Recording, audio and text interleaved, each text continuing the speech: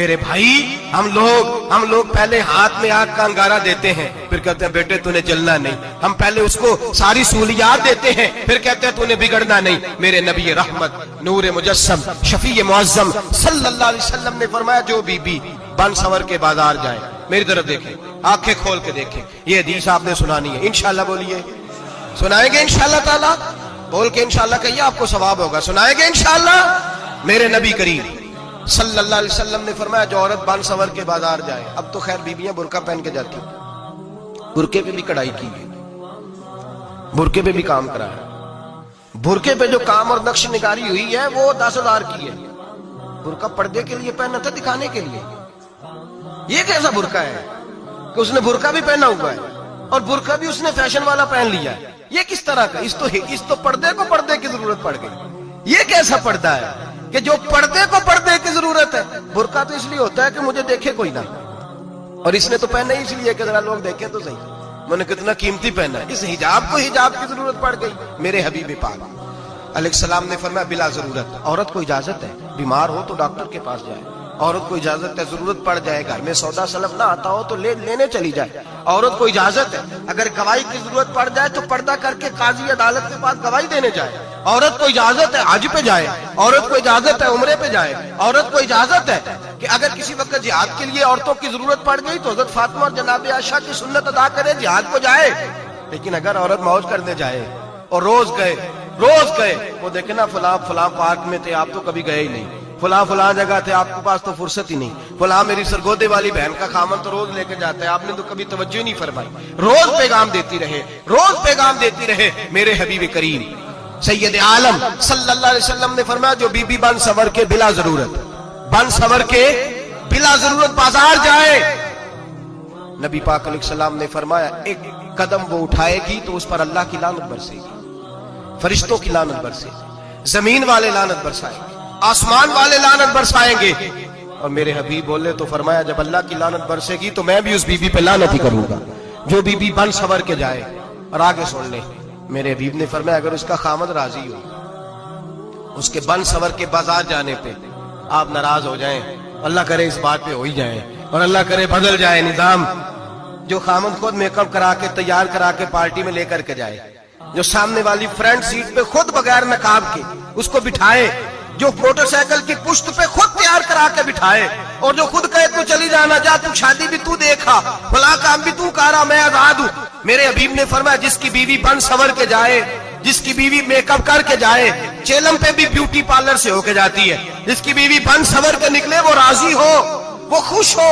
بعد ایسے منع کرتے ہیں، ناراض ہوتے ہیں، وہ گناہ صرف عورت کے ذمے ہے. لیکن اگر عورت بن سور کے نکل رہی ہے اور خامد راضی ہے، وہ کہتا ہے ہاں ہم ماڈرن ہیں، ہم جدید دور کے ہیں، ہاں جدت اسی کا نام ہے. ہاں لوگوں کو پتا کیسے چلے گا ہمارے پاس پیسے ہیں؟ کیسے پتا چلے گا کہ 3 گاڑیاں ابا جی کے پاس ہے، ایک بیٹی کے پاس ہے، ایک بیوی کے پاس ہے؟ کیسے پتا چلے گا کہ ہم بہت تعلقات والے ہیں؟ ابا جی فلاں شادی پہ، بیٹی فلاں گھر میں اور بیوی فلاں گھر چلی گئی، ہمارے تعلقات زیادہ ہے اس لیے ہمیں زیادہ جانا پڑتا ہے. میرے حبیب کریم علیہ السلام نے فرمایا عورت بن سور کے جائے، خامد راضی ہو، وہ جتنے قدم اٹھائے گی اتنے ہی اپنے خامد کے لیے جہنم میں مکان تعمیر کرے گی. فرمایا اس کے خامد کے لیے اتنے مکان دوزخ میں تیار ہو گئے، وہ جلایا جائے گا، وہ تپایا جائے گا، وہ جہنم کی آگ کا ایندھن بنے گا. اور میں نے شاید آپ کو درجنوں بار حدیث سنائی ہو، میرے کریم رسول نے فرمایا بی بی ایک ہوگی پر 4 آدمیوں کو جہنم میں لے کے جائے گی. یا رسول اللہ کس کو؟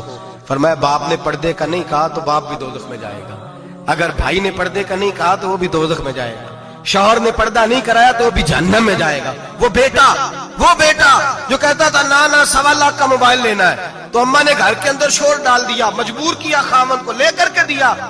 اس بیٹے سے پوچھا جائے گا تو ساری ضدیں اماں سے منواتا تھا، یہ تو نے کیوں نہیں کہا پردہ کر لے؟ اور اب تو بی بی ذرا 40 سال کی ہوتی ہے تو کہتے ہیں میری خیر ہے، میں بوڑھی ہو گئی ہوں، میری خیر ہے، روٹیاں ساری کھاتی ہوں، باقی سارے کاموں میں جوانوں کی طرح ہوں، پردہ نہیں میں نے کرنا، میری خیر ہے. فلانا تو میرے بیٹے کی طرح. ظلم کی حد ہے، ظلم کی حد. کزن ایک دوسرے سے ہاتھ ملاتے، کزن، وہ کس مصیبت کا نام ہے؟ کہتے یہ بھائی ہے، او بھائی یہ بھائی ہوتا تو اس سے نکاح ناجائز ہوتا. اب چونکہ اللہ نے اس کے ساتھ نکاح کو حرام رکھا ہے تو یہ تمہارا بھائی ہو سکتا؟ میرے رسول کریم صلی اللہ علیہ وسلم نے فرمایا سور نجس العین ہے، کتا بالکل ناپاک نہیں ہوتا، کتا بھیگ جائے تو بعد اوقات ناپاک ہوتا ہے، یا کتے کے منہ سے تھوک نکلے تو ناپاک ہوتی ہے۔ سور نجسل ہے، پورا ناپاک، خشک بھی ہو تو ناپاک ہے۔ میرے حبیب پاک علیہ السلام نے فرمایا ایک سور ہو وہ پہلے ہی ناپاک، اور دوسرا پھر وہ سور گند میں لپٹا ہوا ہو، غلاظت اس سور کو لگی ہوئی ہو۔ فرمایا ایک تو سور جو نجس العین ہے اور پھر وہ گند میں لپٹ جائے، غلاظت میں بھر جائے، اس کے پورے وجود کو گندگی لگ جائے۔ فرمایا وہ سور گندگی اور غلاظت میں لپٹا ہوا تیرے جسم سے لگ جائے تو اتنا برا نہیں جتنا غیر محرم عورت کا وجود تیرے وجود سے لگ جائے تو برا ہے۔ کس قدر تفصیل دی، کہاں سے بات شروع کی اور کہاں میرے نبی نے سکھائی۔ کزن ہاتھ ملا رہی ہے، کزن کے ساتھ بازار جایا جا رہا ہے، کزن کے ساتھ فلاں کام ہو رہا ہے، کزن کو چچا کا بیٹا بھائی ہوتا ہے، اگر یہ سگا بھائی ہوتا تو اس کے ساتھ نکاح ناجائز ہوتا۔ خدا را آ جاؤ، لوٹ آؤ، واپس پلٹو دین کی طرف، لوٹو اس تباہی سے نکلو۔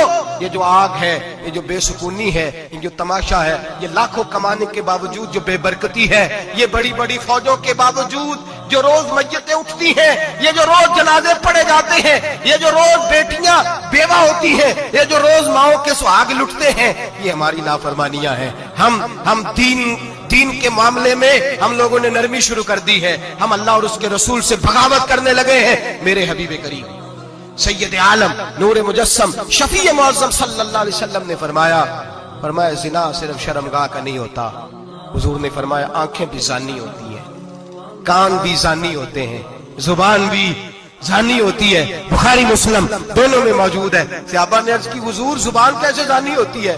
فرمایا جو نماز کے باوجود گند بولتا ہے، غلیظ گفتگو کرتا ہے، وہ زبان کا زانی ہے۔ اور فرمایا جو روز گند دیکھتا ہے وہ جتنی مرضی تہجدیں پڑھے وہ آنکھ کا زانی ہے، اور جو گندی باتوں میں لذت محسوس کر کے سنتا ہے وہ جتنا مرضی روز اٹھ کے مسجد میں جھاڑو دے وہ کانوں کا زانی ہے۔ میرے نبی نے فرمایا آنکھ کا زنا بھی چھوڑ دو، کان کا زنا بھی، بولیے کان کا زنا بھی، زبان کا زنا بھی۔ مسند امام احمد بن حنبل اٹھائیے، ایک صحابی نے عرض کی حضور نماز میں دل نہیں لگتا، میرا قرآن پاک میں دل نہیں لگتا، درود و سلام میں دل نہیں لگتا۔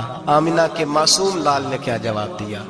حضور نے فرمایا جا اپنی نظر جا کے پاک کر لے، اللہ کے نبی کا وعدہ ہے تیرا سجدے میں دل لگنے لگ جائے گا۔ جا اپنی آنکھ کو طہارت دے، وضو کرا، نظروں کو پاک کر، اللہ کے رسول کا وعدہ ہے تیرا قرآن پاک میں دل لگے گا۔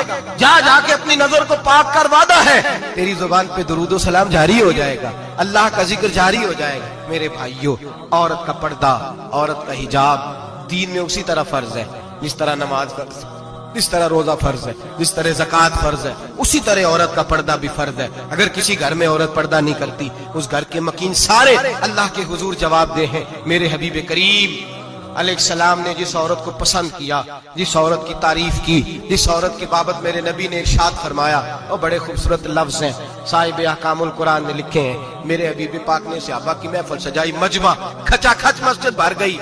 حضور نے فرمایا بول کے بتاؤ خیر النساء کون سی ہے، عورتوں میں سب سے اچھی بی بی کون سی ہے، بول کر کے بتاؤ۔ حضرت صدیق اکبر سے لے کر مولا علی تک، حضرت علی سے لے کر جناب بلال تک، حضرت سلمان فارسی سے لے کر عبداللہ مزنی تک بھرا پڑا ہے مجمع۔ حضور نے فرمایا بولو سب سے اچھی عورت، سب سے اچھی عورت کون ہوتی ہے؟ ایک صحابی کہنے لگے حضور جس کی نماز قضا نہ ہوئی ہو۔ فرمایا وہ بھی اچھی ہے پر تم میری مراد کو نہیں پہنچے۔ ایک نے کہا حضور جو خامد کی تابع دار ہو۔ فرمایا وہ بھی اچھی ہے پر تم میری مراد کو نہیں پہنچے۔ ایک صحابی نے کہا یا رسول اللہ جو پاک دامن ہو۔ حضور نے فرمایا تم میری مراد کو۔ حضرت علی فرماتے ہیں جب سب کے جواب غلط ہو گئے تو میں، قد میرا چھوٹا تھا، میں پیچھے بیٹھا تھا، میں گردن جھکا کے پیچھے سے نکل گیا۔ سیدہ طیبہ طاہرہ حضرت فاطمہ الزہرا رضی اللہ تعالی فرماتے ہیں بی بی صاحب کے پاس پہنچا، میں نے کہا فاطمہ حضور نے سوال کیا ہے۔ تو حضرت فاطمہ بھی گویا مسکرا کے کہنے لگی علم کے شہر کے دروازے تو آپ ہی ہیں، تو آپ یہاں آ گئے۔ کہا حضور نے سوال کیا ہے اور مجھ سے لے کر ابو بکر عمر عثمان غنی تمام کو کسی کو جواب نہیں آیا۔ حضور نے پوچھا بہترین عورت کون ہوتی ہے، بہترین خیر النساء، بہترین بی بی کون ہوتی ہے؟ تو حضرت سیدہ فاطمہ کہنے لگی علی بڑی سادی سی بات تھی، سادی سی بات تھی، سمجھ نہیں آئی؟ کہ فاطمہ بتلا دو اتنی سادی ہے تو۔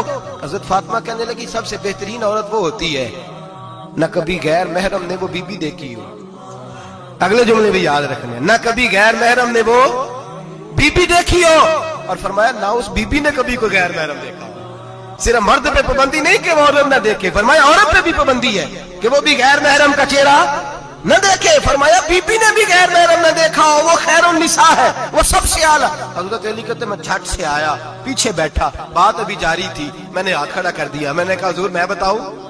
नबी पाक ने फरमाया बतलाओ। तो कहते मैंने कहा हुजूर बेहतरीन बीबी वो होती है जिसने न कभी गैर महरम देखा हो और न गैर महरम ने कभी उसे देखा हो। अली फरमाते मैंने जवाब दिया तो मेरे रसूल की आंखों में आंसू आ गए। हुजूर रोए और फरमाते हंसते मुस्कुराते अचानक सहाबा के आंसू बरसने लगे, मजमे पे कैफ सा तारी हो गया, आंखें बरसने लगी। हम लोग हुजूर के रोने पर सख्ते में आ गए। नजर उठाई तो जवाब तो मैंने दिया था, तारीफ मेरी होनी चाहिए थी, शाबाश मुझे मिलनी चाहिए थी। मेरे हबीब ने रो के आंसू पूछ के फरमाया मैं तुम्हें कहता नहीं अल फातिमा तो बिदातु मिन्नी, फातिमा वाकई मेरे जिगर का टुकड़ा है, फातिमा मेरे वजूद का हिस्सा है, मैं तुम्हें कहता नहीं रहता? कहा फातिमा मेरे जिगर का टुकड़ा है। हजरत अली फरमाते हैं सहाबा मेरी तरफ देखने लगे और कहने लगे अली जवाब तू दे, शाबाश बीबी साहबा को मिले। तो कहते हैं मैंने कहा हुजूर रोए हैं तो आंसू मेरे भी छलक ही पड़े हैं। फरमाने लगे लफ्ज मेरे हैं पर सोच उस बेटी के है जिसकी तरबियत मोहम्मद अरबी ने फरमाई है। फरमाया जुमले मेरे हैं, नाकिल मैं हूं, बात मैं बयान कर रहा हूं, लेकिन पीछे सोच उस नूर वाली बेटी की है जिसको अपने घर के अंदर रह के आंगन में रख के रसूल पाक ने परवरिश फरमाई। हजरत फातिमा फरमाती है हजरत अली मेरे पास दौड़े आए और कहने लगे फातिमा चल मस्जिद, पता नहीं हुजूर को क्या हो गया। हुजूर रो रो के बेहाल हो गए और हुजूर हुजरे में रो रहे और हिचकियों की आवाज मस्जिद में आ रही है। चल जरा चल के हुजूर की बात देख क्या हुआ है, हमारी तो ताकत नहीं अंदर जाने की। सैयदा तैयबा ताहिरा हजरत फातिमा झट से पर्दा ओढ़ा, हाजिर खिदमत हुई, अंदर गई, कहती हुजूर के कंधे पे हाथ रखा तो महबूब बेटी के हाथ की ठंडक महसूस की, सर सजदे से उठाया। फरमाया फातिमा आ गई हो? हुजूर आई। फरमाया चल बेटी तू भी हाथ उठा और मेरी उम्मत की बेटियों के लिए दुआ मांग। चल तू भी हाथ उठा, मेरी उम्मत की बहनों माओं के लिए दुआ मांग। महबूबा क्या हुआ? मेरे हबीब ने फरमाया रात मुझे दिखाया गया है दोज़ख में कुछ बीबियां हैं, उनके बाल फरिश्तों ने बांधे हुए हैं और उन्हें गुर्ज मार रहे हैं, वो चीखती चिल्लाती हैं और मदद के लिए पुकारती हैं, वो बड़ी तकलीफ में हैं। तो बीबी साहब अर्ज करते हैं या रसूल अल्लाह उनकी गलती क्या है? तो मेरे नबी ने फरमाया वो बारीक दुपट्टा ओढ़ती थी, वो बारीक दुपट्टा ओढ़ती थी, उनके बाल चमकते थे, गैर महरमों की नजर पड़ती थी, उन्हें दोज़ख में सजा मिलेगी, वो चिल्लाएंगी चीखेंगी, उनकी मदद को कोई नहीं पहुंचेगा। चल तू हाथ उठा दुआ मांग। हजरत फातिमा उम्मत को पैगाम देती हैं पर्दा ओढ़ लो, हिजाब में आ जाओ, अपने आप को रसूलुल्लाह की बारगाह में झुका दो। मेरे भाई आज दिन ब दिन जैसे जैसे लोग कहते हैं डिग्रियां बढ़ गई, लेकिन उसके साथ साथ बीबियों का हिजाब उतर गया, सड़कें भी भर गईं। मेरे भाई हर महकमे में औरतें बैठ गईं, हर जगह बीबियां आ गईं, बैंक में औरतें आ गईं, प्लाजो में औरतें आ गईं, दफातर में औरतें आ गईं, जगह जगह गुनाह के अड्डे कायम हो गए। हबीब करीम सैयद आलम नूर मुजस्सम शफी मुअज़्ज़म सल्लल्लाहु तआला अलैहि वसल्लम ने फरमाया जब बीबी घर से निकलती है शैतान उसे ताड़ता है, वसवसा अंदोजी करता है। औरत नाजुक होती है, अकल की आदी होती है, उसको लोग वसवसे में डाल लेते हैं। पाकिस्तान का तजदिया निगार कहता है अगर 100% पसंद की शादियां होती हैं उनमें 40% लड़के अपने घर वालों को मजबूर करते हैं, 60% लड़कियां मजबूर करती हैं। 60% उनके अंदर ऐसी शैतानियत भरी जाती है, कमजोर अकल होती है, उसे ऐसे बागात दिखाए जाते हैं, उलझ जाती है और जिस तेजी से ये जाली निकाह होते हैं उस तेजी से तलाक होती है। वो बेटी जो काली चुंगल में फंस के जिद्दत के चुंगल में अपनी मर्जी करते हुए मैदान में निकली थी, सारी जिंदगी का धब्बा लगा के घर बैठ गई। लड़का तलाक दे के भी पाक का पाक ही रहता है और बेटी की मंगनी भी टूट जाए तो लोग कहते हैं कोई ना कोई बात तो होगी, ऐसे थोड़ी हो जाता है। बेटियों तुम्हें रुसवा किया जा रहा है, बहनों तुम्हारी इज्जत से खिलवाड़ हो रहा है, तुम्हें बाजार की जीनत बना के तुम्हारे असल मकाम से तुम्हें गिराया जा रहा है। तुम समझ रहे हो हम जदीद हो गई, लेकिन तुम्हारा नुकसान हो रहा है, तुम्हें रुसवा किया जा रहा है। आओ दरे रिसालत माप पे, आओ मेरे नबी पाक के दरवाजे पे। मेरे हबीब ने फरमाया जिस बीबी में 4 खूबियां हो, कितनी हो जी? ये आपने दुआ कर दी अल्लाह करे मेरी बेटी में 4 खूबियां आ जाए। اللہ کرے میری بہن میں چاروں خوبیاں آ جائیں. اللہ کرے ہماری گھر کی مستورات میں اونچا آمین کہیے, سب میں 4 خوبیاں. اللہ کرے بھر جائے 4 خوبیاں. میرے حبیب نے فرمایا جو بی بی ضروریات دین کا علم جانتی ہو, دوسری خوبی اس بی بی کے اندر یہ ہو کہ وہ بی بی اپنے خامن کو راضی کرنے والی ہو. تیسرا فرمایا اس بی بی میں خوبی یہ ہو کہ اللہ کے محرمات کا خیال رکھتی ہو, حرام میں نہ پڑتی ہو. چوتھا فرمایا پردے کی پابند ہو. فرمایا جیسے ہی وہ مرتی ہے عرش کا مالک اس سے حساب ہی نہیں لیتا, اسے بغیر حساب کتاب ہی جنت عطا فرما دیتا ہے. جو پردے کی پابند ہو, خامد راضی ہو, محرمات سے بچتی ہو, فرمایا وہ بی بی اللہ تبارک و تعالیٰ اس سے کوئی حساب کتاب بغیر حساب کے اللہ اس کو جنت میں داخل کر دیں گے. رب حساب نہیں پوچھے گا. اللہ کرے میری بیٹی بھی بغیر حساب جنت جائے, مائیں بہن بیویاں بغیر حساب جنت میں جائیں. اللہ کرے ہم سب کے گھروں میں جتنی عورتیں ہیں ان سے کوئی حساب نہ لیا جائے, بغیر حساب ہی جنت میں جائیں.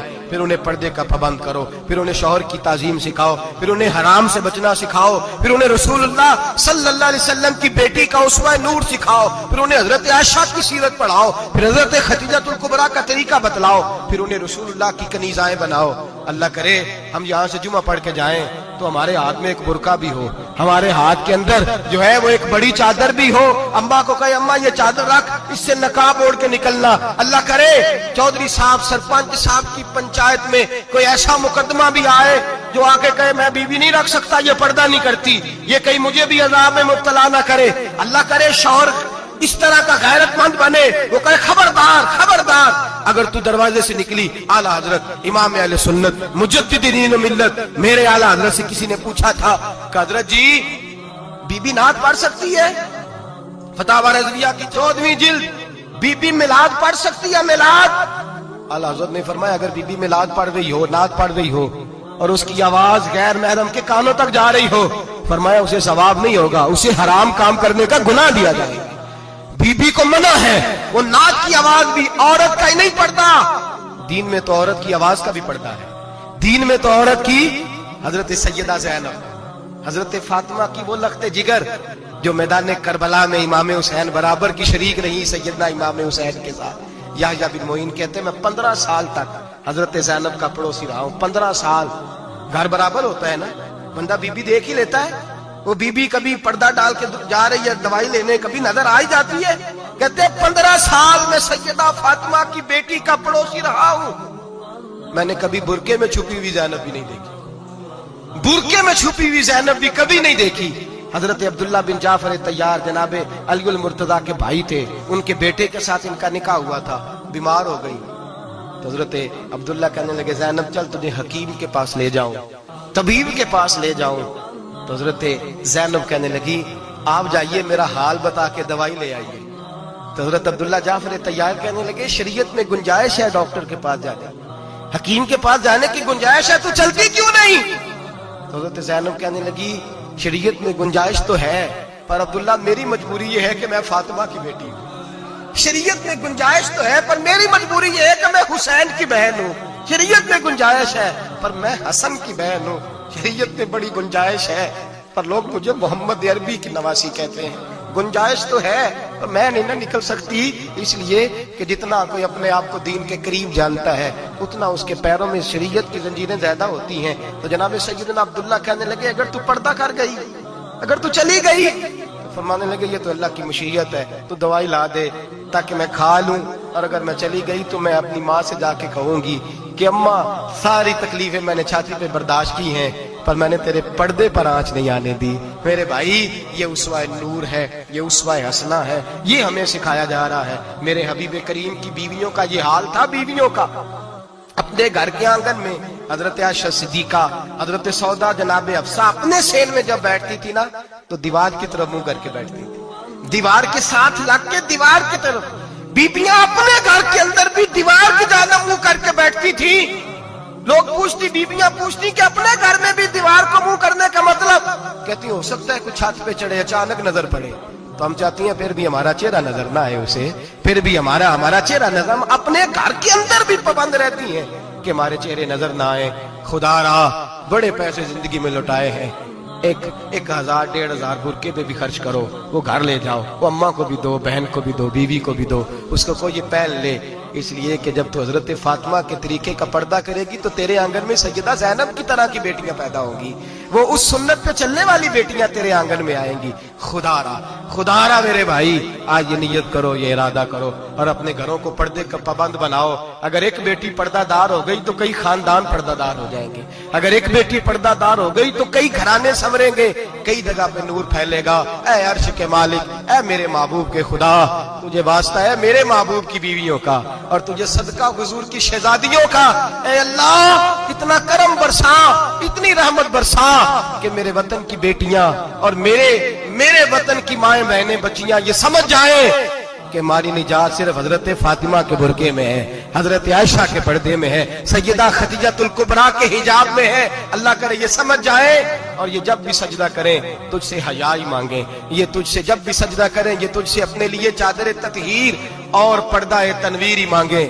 جس طرح لوگ ایک اچھا بیٹا بننا چاہتے ہیں اور جس طرح لوگ ایک اچھا والد بننا چاہتے ہیں، جس طرح لوگ ایک اچھا بھائی بننا چاہتے ہیں، اچھا استاد بننا چاہتے ہیں، اور مجموعی طور پر لوگ ایک اچھا انسان بننا چاہتے ہیں، اپنے ملک کا اچھا شہری بننا چاہتے ہیں، اسی طرح ہر مسلمان کی خواہش ہوتی ہے کہ وہ ایک اچھا مسلمان بھی بنے۔